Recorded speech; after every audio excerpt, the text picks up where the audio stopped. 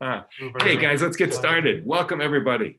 I am so excited. As some of you who were with us last week or 2 weeks ago, you'll know that we announced a contest, and it was you were eligible to become a guest host, and like we couldn't stand all the. Uh-oh. He froze right at the moment of announcement. That is priceless. Everybody take a screenshot right now and please send it to Jeff. Am I frozen? Oh, you're unfrozen now, but right. That was priceless. You were like this. Let me definitely finish. Not in Florida. Oh, you did it again, Jeff. I don't know if you can hear us, but you are frozen again. Oh, now you stopped. I don't know what's going on. So let's try this again. Never had that happen. Anyway, we went through thousands of entries is what I was trying to say. And I am so excited that we have a guest host. He's been a loyal participant for most of our shows. He's always commenting. Would you welcome, guys, Stephen Rayfield. Stephen, welcome. Yay. Stephen. We're so excited to have you, Stephen. You know, I got to tell you, first of all, this is a first, guys. We have 4 Canadians. It's an all-Canadian show. Okay, I live in the States, but I still count myself as one. So this is like we're breaking records. But I don't know if you guys know, I met Stephen in the Dallas-Fort Worth airport. We're guessing about 13, 14 years ago. So, and I know that he knows you guys as well, and you've all met. So it's a small world, and I'm so excited you're here. Let me formally introduce Stephen. He's a marketing strategy mentor, university and college instructor, marketing trainer. I know he's an author. He earned his reputation as a thoughtful, knowledgeable speaker and a riveting storyteller, if he does say so himself, in the world of marketing. I mean, marketing is his thing. He's the founder and president of ESIL. His marketing management experience of over, well, do you really want me to tell them, Stephen? 39 years. Spans Canada, Ralston Purina, Canada, Hiram Walker, which I like the best, at least that we use, plus a variety of real-life products. He started his company in 1990, and for 23 plus years, he taught for the American Management Association in Canada, US, and Europe. One of his claims to fame, guys, is taking a certain company, you may know them, taking a certain company from being a failed new product, repositioning it, and successfully launching it with, of course, Nature Valley granola bars. So was the deer your idea? Yeah. It was a failed product. They weren't going to launch it. They said they can only make 10 million bucks in the US. We needed $1 million product, so I made it a natural candy bar rather than a morning snack. Keep talking because I can't eat right now. Awesome. So it's my lunch. Thank you. And those are very popular, Stephen, here in the Canadian Rockies, where of course we always pack our bars for hiking or cross-country skiing. Hey, I have an idea for you. My wife put a basket outside on a chair at the front door with these in it, and that's how I got one. And a little sign that says "Delivery person, please help yourself." And they've been loving it. So excellent. Yeah. So I'm a little concerned here, Jeff. I'm a little in the future when we have guest hosts like this. Can we make sure they're less qualified? Because really, and not smarter than us. Guest host has more credibility than us. So that's right. So let me just say, if you're interested, don't be shy. Send me an email, jeff@jefftobe.com. It's on the screen, and just tell us that you want to be a guest host. And sometime this year, we will see if we can have more guest hosts. So. Today's topic is, guys, as you know, is basically 10 tips on how to include customer experience as part of your culture initiative. And so, Stephen, I'm going to put you on the spot. I'm going to ask you the first question, if I can, as it relates to marketing. Actually, we're going to do 10 plus 1 bonus. Here's the bonus. Who owns the foundation of the customer experience for a product or service? Great question. The answer is marketing. Initially, of course, marketing. Say that. Yeah, marketing has to build it into their marketing plan for all to understand. They need to mesh the company customer philosophy with their product or service. I'll give you an example: Swatch watches. A company of engineers and technology people had this idea for a watch because the Japanese were taking over the market with crystal watches. So they wanted the wind-up watch, and this is in early 80s. Now, they knew they could manufacture a watch that was $10 to $15 in Target, Cardinal, and Timex, but what they found out is they couldn't get distribution. So they decided to make it a fashion watch at $30 to $40, same $10 watch, and sell it through jewelry outlets. So they made it a fashion item rather than a timekeeping piece. And of course, Watch continues to grow and continues to be huge in the fashion industry. And now they have watches up to $12,000. Wow, I didn't know that. If I can piggyback off that thought, I was well, back when we actually used to have meetings and stuff, I was at an event, and a vice president of Apple was speaking at this one event. And so to Stephen's point, he was talking specifically about the Apple Watch, and he's saying that because it's this whole idea of the marketing piece. He goes, we are at the point from like 1905 to like 1995, for 90 years, everyone wore a watch. And then all of a sudden, 1995, everyone stopped wearing a watch and everyone just used their cell phone. And he said, we're at the point, this is probably 5-6 years ago. He's saying we're at the point where our goal isn't necessarily to have the best watch. Our goal is to get people wearing a watch again. And then all this tech is going to come with it. So it actually started off as a marketing idea of let's get people excited about wearing watches again, and then we can incorporate our tech later down the road. Very cool. All right, let's get into this. And before we do, I should have let Stephen introduce himself as far as where you are. And but I know that you're on the opposite side of Toronto from Sanjay, correct? Correct. I'm in what they call the Schwa here, which is General Motors town. Ah, got it. And wait, isn't Oakville also General Motors town? No, that's Ford. Oh, that's Ford. I'm sorry. I knew it was. Sorry, you can't say that. Sorry. Get your teams right there, Jeff. I got it. And should we mention Richard at all, or just forget him? Who's Richard? Who's Richard? Got it. All right, let's get into this. He's history. Mike, I'm going to throw you the first one. The first tip is to establish customer-centric values. Yes. That's incredibly important. Hey, everyone. Thank you, Stephen, for joining us. I was sorry to miss you 2 weeks ago, guys. It's great to be back here. And thank you for some of the emails that you folks sent me. So yes, values. Everything starts with values. Here's the deal. You're not going to find a company, you're not going to find a president, a leader who isn't going to say, we value customer service, right? Nobody's going to say, yeah, we don't. Yeah, customer service. Yeah, not really for us. Everybody says customer service is important. Customer experience, as we're talking about today, is important. Of course, the difference is actions speak louder than words and talk is cheap. And that means making sure that value of valuing customer experience is part of your DNA, that you're living it out loud, that you're embracing it in everything you do, in all your decision-making, in your hiring, in your training, in everything you do. It's got to be alive. So 3 key things that you have to do with all your values. And this is no different. 1, you've got to translate that value into actionable, meaningful, specific behaviors that you can train people, that you can talk about. You got to go deep. You can't just say, yeah, we value customer experience. What does that mean? Show us what that looks like.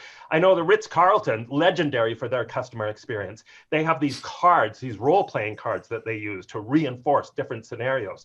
I did this training years ago at a luxury hotel in Canada, where for their new employees, they would spend 4 hours role-playing different customer service experiences, really specific ones based on history, to translate those words into meaningful, observable behaviors and attitudes. So that's number 1. You got to translate it. You got to be an interpreter of that value. Number 2, you've got to model it out loud. So that's why you see so many effective leaders at a high level in an organization rolling up their sleeves and coming down onto the floor, into the store, out into the parking lot even, and interacting directly with their customers to show what great customer service, great customer experience looks like. You've got to be modeling that relentlessly so everyone can see it in action, so there's not a disconnect. And then the third thing I think you have to do with any values, this is the same, is not treat it like a cheesy slogan, treat it like a line in the sand.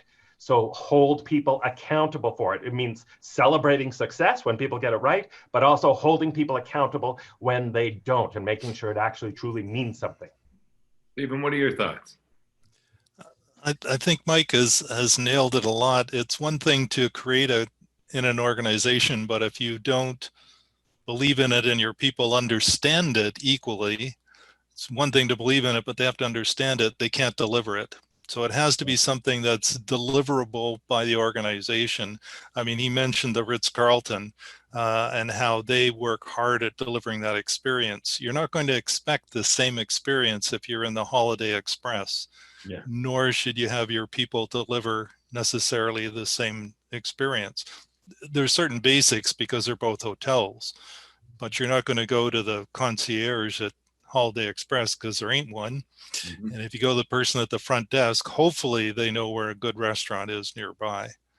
You go to the Ritz-Carlton, you not only want the restaurant, you want me in, the 4-star restaurant. As you guys know, I was in Louisiana this week. I was actually working with a hospital, and I love what you're saying, Steve, because it really is about living. And Mike, what you said, because it is about living it.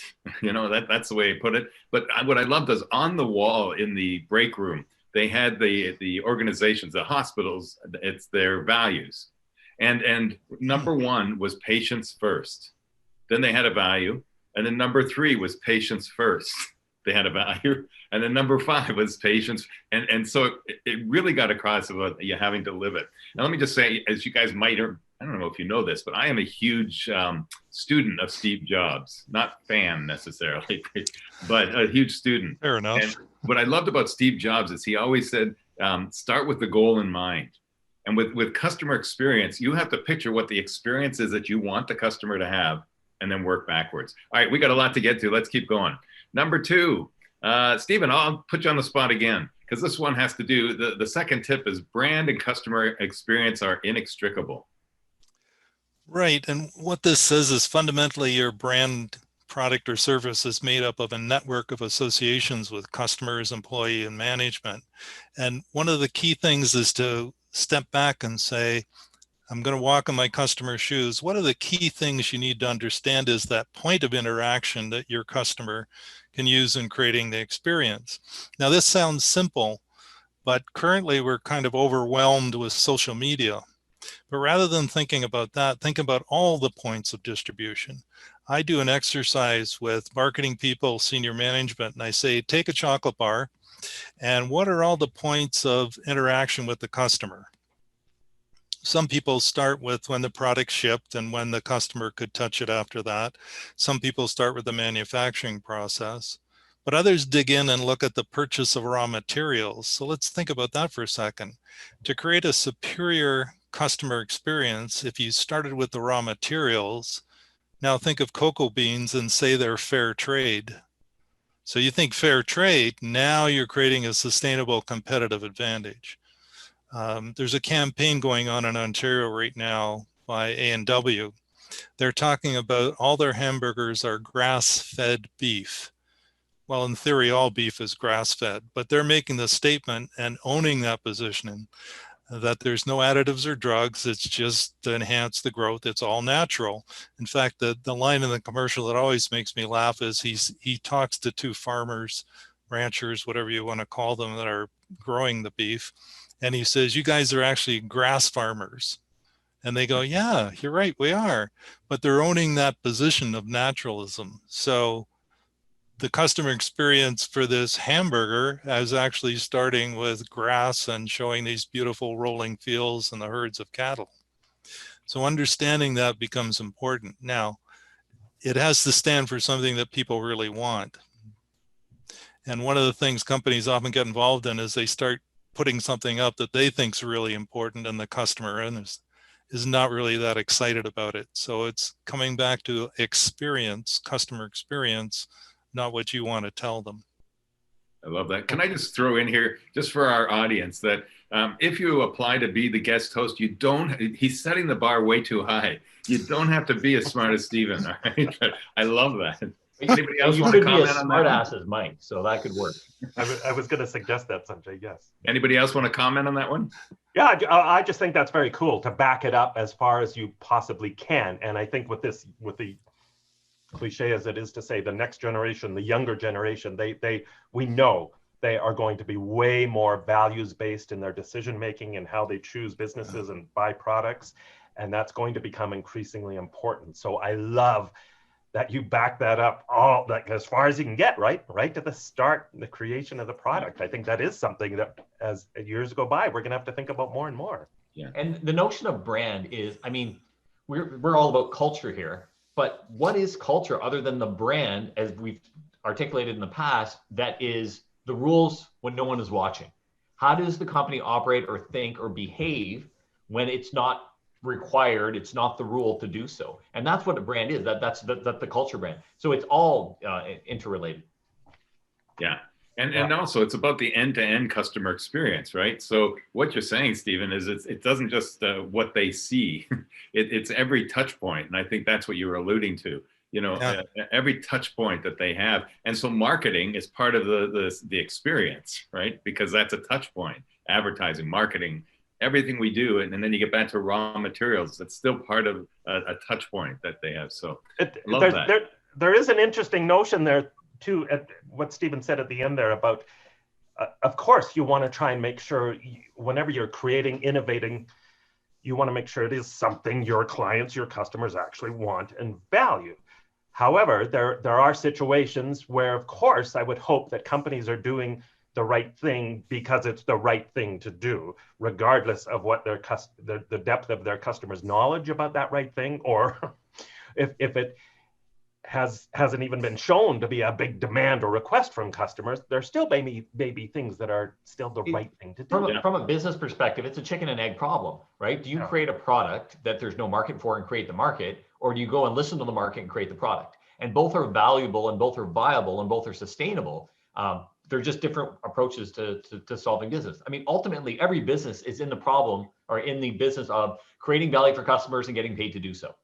And if you don't create value, you're not sustainable. And if you don't get paid, you're not sustainable. So it's a matter of bringing it all together. Okay, I'm the cat herder. I got to keep us on schedule here. So, all right, number 3 tip in positioning customer experience as part of your culture. Number 3 is prioritize customer satisfaction. Sanjay, you tackle this one. Yeah, I knew you were going to go here. And I mean, really, what's there to say? I mean, prioritize customer satisfaction. And so you're saying, we're talking too much, so we'll make this point short. I mean, this is obvious. Now, there's one of the things I do want to emphasize is, the old saying, the customer is always right. I want to qualify that because that's not true. Yes. The right customer is always right. The wrong customer is an idiot. And I'm saying that, in quotes, because if they're not a fit for your business, you don't try to over deliver to a customer that doesn't fit your criteria.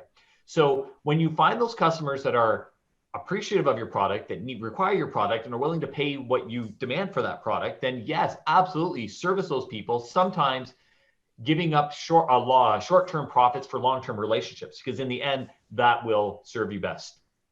So I want to jump on this because, I sent you these tips and I started to think about them, and I don't know that customer satisfaction is what you want.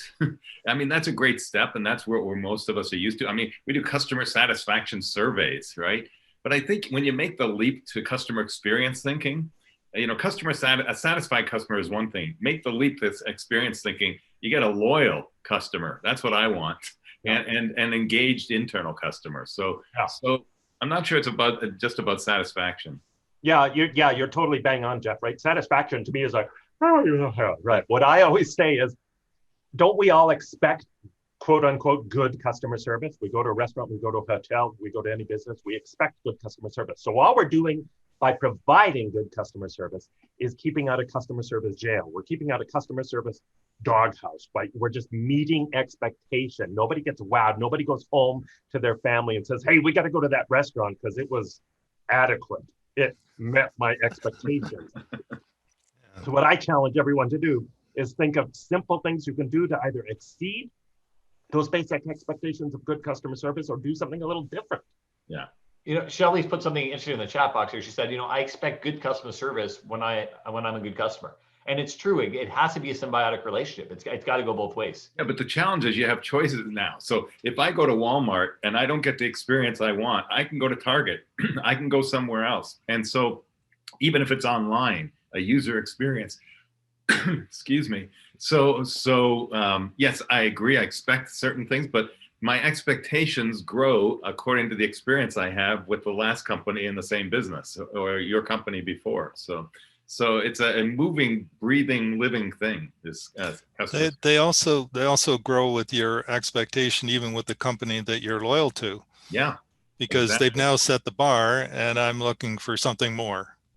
Yeah. Who told him he could jump in on us? I'm just curious. It's the and guest there host is prerogative.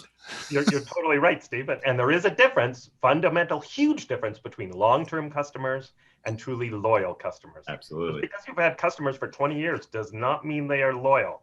And they could be lured away in a heartbeat. All I have to say is, if you live in Canada, Bell Canada. That's all I got to say. We'll leave it at that. All right. Number 4, the tip is share ownership. And I'll jump in on this one quickly. Because this is my baby. You know, when I consult or I train in customer experience, the point I have to make to the entire, people will say, should we just have our management at the training? No, I need your entire organization, because it truly is, everyone needs to be involved. Everyone is in charge of customer experience. I like to say, the more engaged people are internally, the better the experience externally. And so what does that mean? It means customer service, very quickly, this is my definition, and I get a little passionate, as you guys know, but customer service, it comes from the heart. A lot of organizations do it well. What can I do for you? How can I help you? But customer experience is stepping back and saying, what's my customer's experience from the minute they make contact with us till the minute they're done? And that involves so many more people.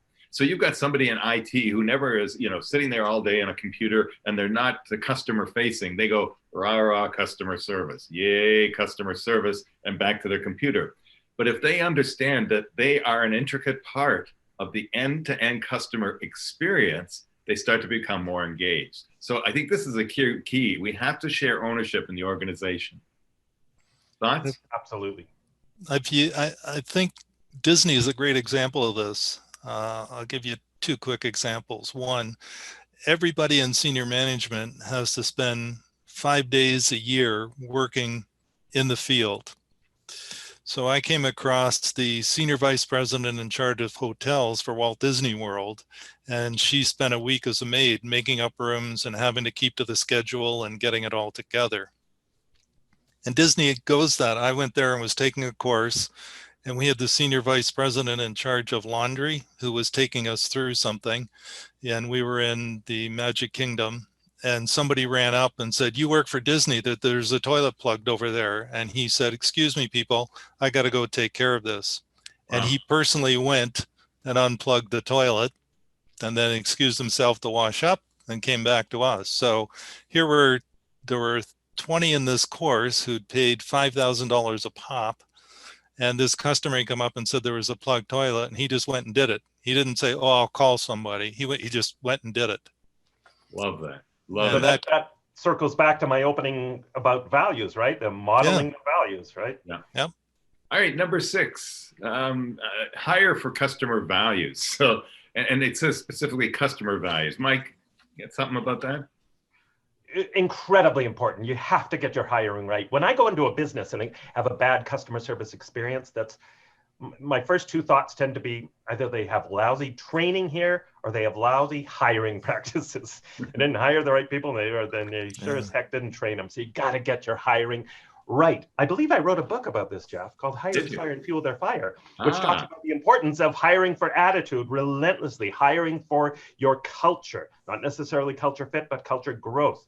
And again, this circles back to the notion when you're hiring people, nobody in a job interview situation is going to say, people, don't really care for them. Not really a people person. No one's going to say that. But a great hiring question is to ask somebody what they would do when what do you do when you get a complaint?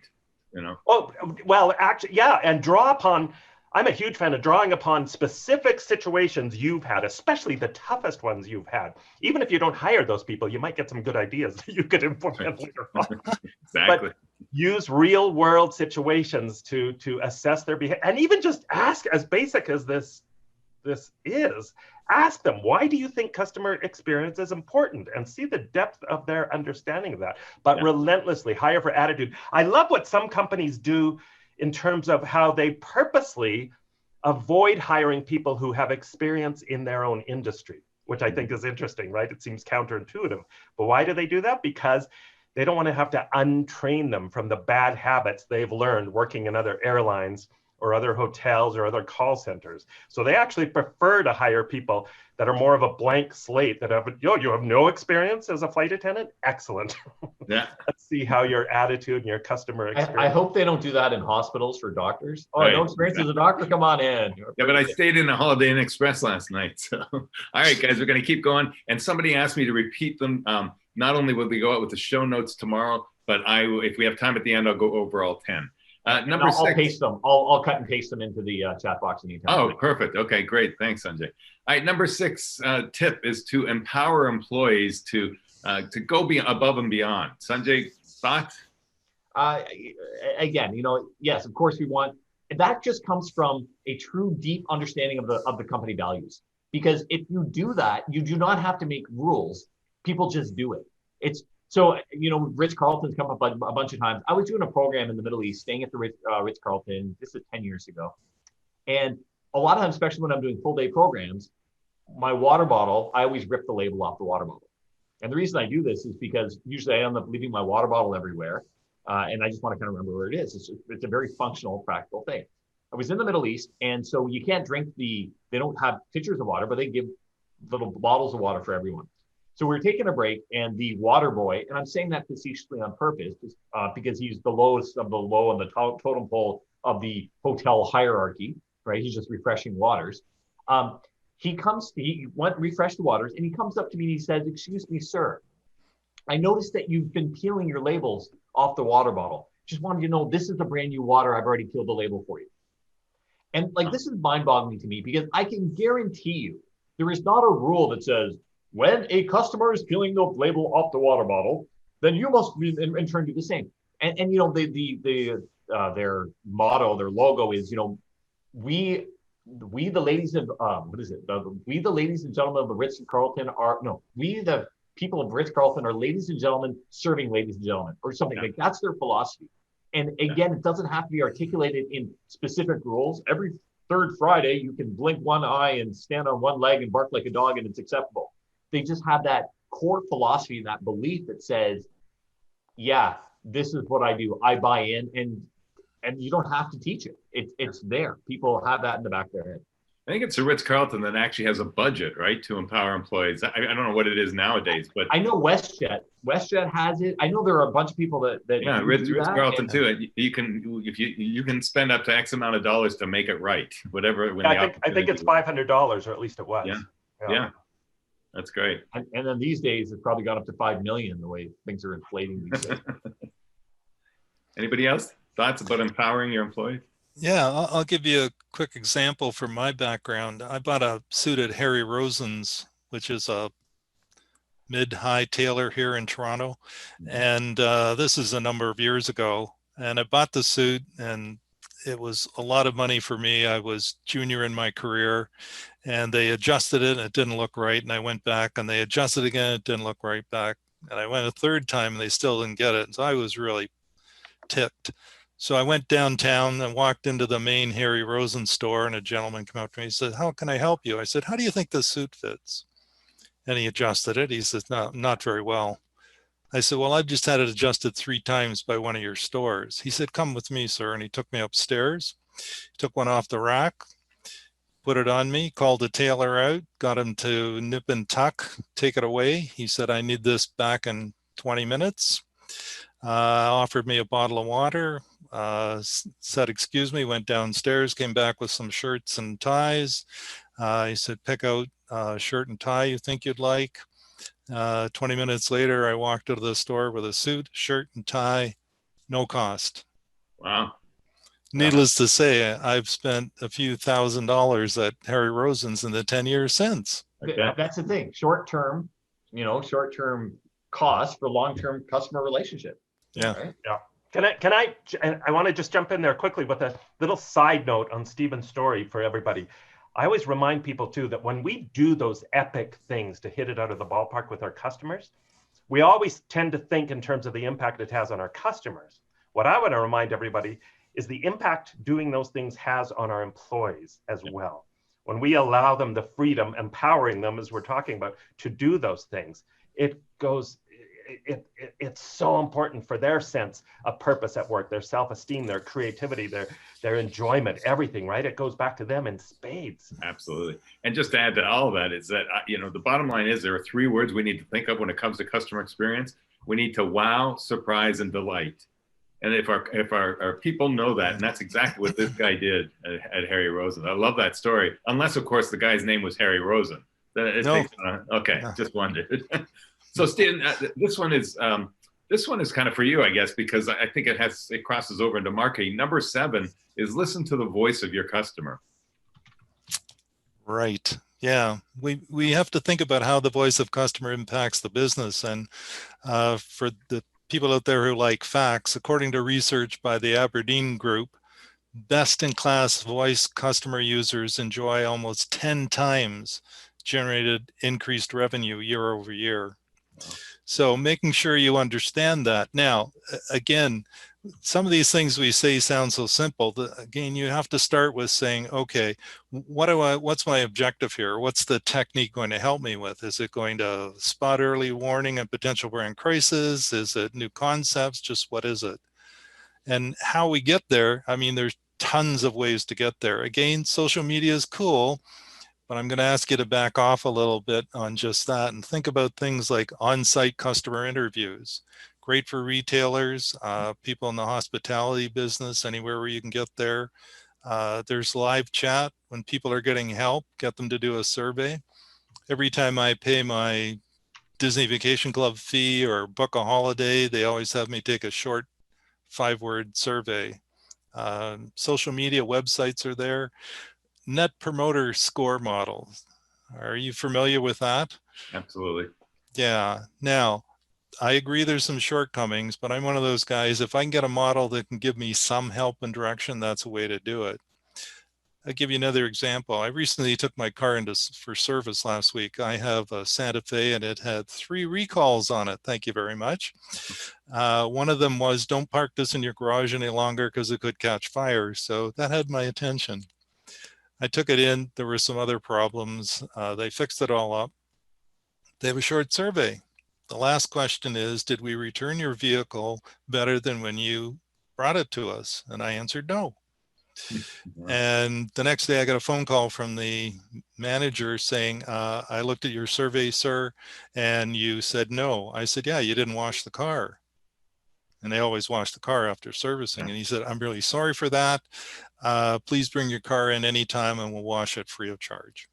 Nice. So one of the things you have to do in listening to the voice of customers, you've set your objective, you've gone forward, but you have to follow up on it. Yeah.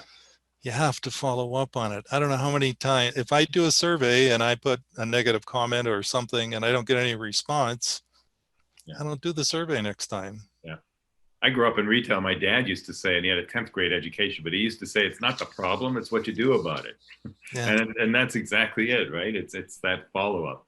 All right, we're running out of time, but I want to go on to the next one, which is create a positive employee experience. We've already talked that to death. I mean, an empowered employee is a happy employee, right? And so it really is about starting at the bottom. And I just want to make a point, and then maybe it goes back to engagement as well. But getting our people engaged. If it's true, the more engaged they are internally, the better the experience externally. Getting our people more engaged. It doesn't come from management down. I'm curious if you guys accept this. I believe it comes from grassroots up. And so we've got to figure out ways. When I go into an organization, I consult with them on customer experience. First thing I'm doing is trying to figure out how do we get those people at a grassroots level engaged every single day? Because if they are, that's where the experience is going to excel. Thoughts? I think it comes from both levels. I think you have to be doing top down and bottom up approach. Yeah. I think though that people kind of default to one, and the other one being top down. It's we're waiting for them to, lecture us and dictate the values of how it's supposed to be, and so people are often afraid to speak up or they don't take the ownership. But the bottom up approach and starting from the front line is not just as important. It's probably more important because they are in the trenches and they see the thing. I've often joked and I said this is what consultants do. A high-paid consultant goes and they just interview people and they just listen to the frontline employees and then they put it in a pretty package and they go bring it to the C-suite and go, $100,000 please. And they go, this is brilliant. Oh my goodness. you're fantastic. It's a communication issue more than anything else. And it's a having trust enough in our team to know that they know what's best for them, and empowering them with whether it's a $200 budget or listening to their voice and truly appreciating that you are listening can make all the difference to the organization. Yeah. And on that note, sort of related, well, everything's related, everything's interconnected, but that disconnect between management and employees, a line I always go back to is we have to, it's not so much that we have to start motivating our employees. More important than that is we have to stop demotivating our employees. Yeah. Excellent. That's great. I love that. So number 9, and this maybe goes back to marketing as well, so I'm going to throw it out to Stephen, but I am a huge stickler with this with clients. I mean, how do you know it works? So number 9 is measure customer outcomes. You have to have measurement, right? That's right. I mean, you can't do better if you don't know what's going on, and that's why you have to measure it. I mean, you have to link the customer experience efforts to customer successes, to employee incentives and compensate. I mean, there's a whole bunch of things there. So you have to decide, and there's many things you can measure. Again, you have to decide what is our core objective we're trying to accomplish with the customer experience, and then say, okay, satisfaction. According to HubSpot, satisfaction is the key measurement. And I'm sort of okay with that. McKinsey research says enhancing the customer's experience can bring rich rewards across industries. Satisfied customers spend more and stay loyal over time. So it comes back to something Mike said earlier. It's not just satisfaction, it's loyalty, and then understanding that interaction of satisfaction. So it's the quality of customer interaction. That's another score that you can look at. I mean, we don't really need to know how many ice cubes the pilot had on his drink if you're an ice cube manufacturer when he was landing the plane in Orlando. But I might like to know how many ice cubes were used on the trip on the plane to Orlando, because it's got a lot of kids on it. Right. And as a businessman who traveled for 14 years to a client there, I can tell you those flights are like kid mania. So ice cubes may become important. So I'm going to, it's our job to jump on each other and and hold each other accountable. So there's one that I'm going to jump on, Stephen, just because I disagree. I mean, flat out. Great. We all have different different perspectives. I feel bad disagreeing with the new guy, but won't be the first time. That's true too, because I think there are definite measurable outcomes. It's not a feeling that. And so, yeah, I think you got it when you were talking about ice cubes at the end there. But they're called KPIs, and you're all familiar with key performance indicators. Yeah. But what you have to do with customer experience is find, I always say, at least 3 KPIs that everyone can become a cheerleader for. So sales goals are not KPIs that the receptionist really cares about. I mean, yes, we keep the doors open, it's job security, but what could they cheer for? So the 3 that I always say, one is customer retention. So taking a look at, when you start this initiative, this customer experience initiative, what do we, what's our customer base now? And then a year from now, how many did we retain? I kind of throw in there a 4th, and that's also keep track of employee retention, because that's a huge part of the customer experience. The next is NPS, you're right. And I think that you have to, or some kind of external survey to your customers. So you get a baseline in the first survey, and then you check that out. And the third one is internal, and that's an engagement survey. So again, how do we raise the bar on those 3 things? Now, it's not always the same, but those are 3 great places to start in measuring. I also think that you have to be very clear on using the right metrics, because a lot of times, again, as speakers, I'm sure you've seen this, you see the smile sheets and the surveys and stuff, and they're horrible questions. They're like, on a scale of 1 to 10, was the speaker present the entire time? If you ask the right questions, you can kick butt on every survey. So it has to be not the right survey, but it has to be a right fit for that particular organization. Because if you have, I don't know, one particular dimension of your organization that's firing on all cylinders, and to only, and that's not where you want the growth. And this other area is where you want the growth. You want to make sure that those scores are helping you to hit that objective, and not just have a survey for the sake of having a survey. Yeah.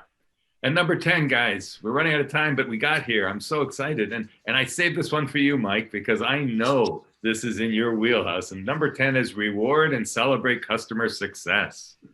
It is, but we're out of time. So no. Give me a 1 minute answer. All I'm going to say on this is incredibly important, right? We get more of the behaviors and attitudes. We reward and recognize. Make sure it is part of your culture. Turn your customer service, customer experience heroes into customer service experience heroes. Celebrate them. Come up with fun rewards. Open up your meetings with a customer experience story. Turn them into stories and share them. Do a weekly email blast where you highlight somebody and something really cool that's, oh my God, Susan just rocked it last week with one of your clients. Here's what Susan did.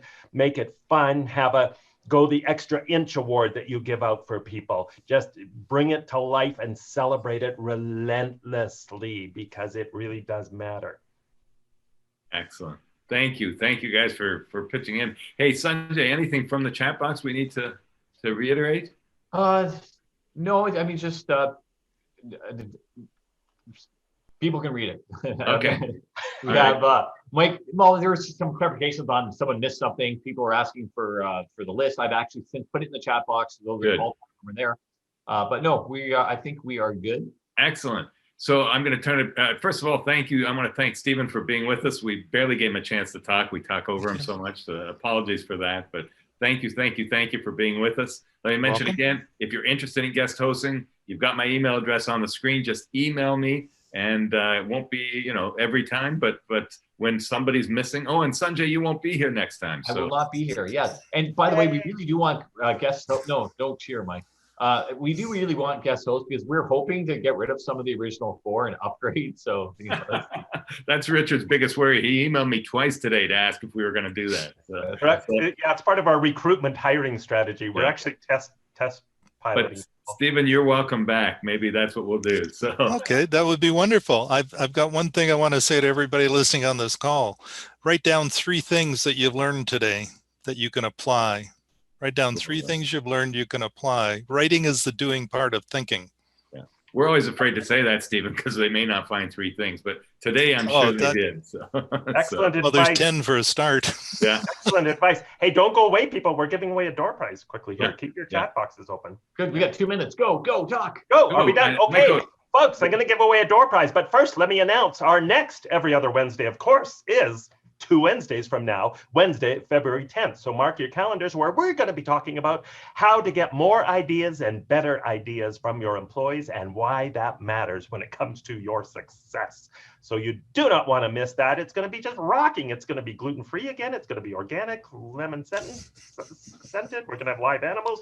Who knows what's going to happen? It's live, right? So please mark your calendars. And we're giving away a door prize because we do that every time. So I'm excited to give away. It is literally being shipped to my house right now. My latest book, The Jerk-Free Workplace, How You Can Take the Lead to Create a Happier, More Inspiring Workplace. Thank you, guys. I don't know if Natasha is on the call here. She sometimes joins us. She is on the front cover with a very kind testimonial quote for the book. So thank you, Natasha. She wrote, filled with valuable tools for frontline leaders, easy to read and funny. So I'm going to give away an ebook version of this book since the book talks about jerks. It's going to be a trivia question. So the first person. Did you mention names in there when you talk about jerks? I'm just curious. I meant, yes. Jeff, you're in chapter 2. Sanjay is throughout. Sanjay. All right. Okay. He's mentioned. Thank you. So since the book talks about jerks, I'm going to give away a ebook version of the book to whoever first pops into the chat box the answer to this trivia question. The 1979 movie, The Jerk, starring Steve Martin and Bernadette Peters. They were in a relationship at the time, by the way. Steve Martin's dog. What was the name of Steve Martin's dog in the movie? Hey, Siri, what was the name of Steve Martin's dog? Well, we got it. Bob is the first, I believe. Is that Shithead? Yes, the dog's name was Shithead. They changed it for TV to be more, appropriate. It was called Stupid on TV, but Shithead this is a family show. Come on. Oh, come on. Okay, wrap it up. I think that was Bob. Was that Bob who was first? I'm pretty sure. If Give not, Bob your email address. Bob asking. Yes. Yeah, it was Bob. Congratulations, Bob. I will get you an ebook version off to you as soon as Absolutely. it's days from being done. So thanks, everybody. All right. And thanks all of you, gents. Thank you, Stephen, again for your fabulous guest hosting. We will Yeah. see everybody. Let me finish up by just saying thank you to everybody for, this is a little different. We tried to get through 10 things, so I hope that you learned something. Thank you to, I want to say personally again, thank you to Stephen. Any closing thoughts, Sanjay? Thank you. That's my closing thoughts. Okay. See everybody on the 10th. I just love that people were guessing the dog's name, by the way. Spot. That was me. That was you. Bye, Smart. guys. Bye. All right, cheers. Thanks, up. Stay safe, everyone.